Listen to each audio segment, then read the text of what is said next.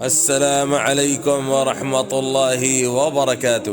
بسم الله الرحمن الرحيم، نحمده ونصلي على رسوله الكريم.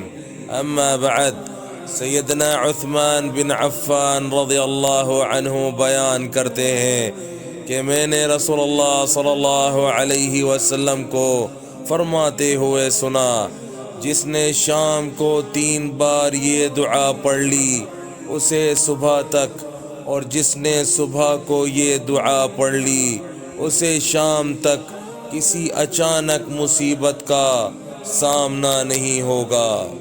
وہ مسنون دعا یہ ہے: بسم اللہ الذی لا يضر مع اسمه شيء في الارض ولا في السماء وهو السمیع العلیم۔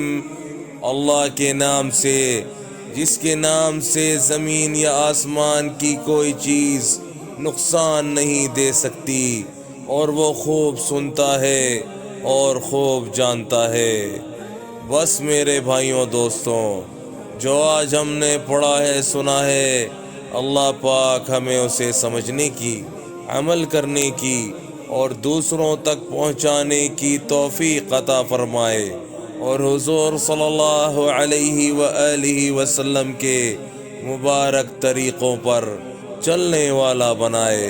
السلام علیکم ورحمۃ اللہ وبرکاتہ۔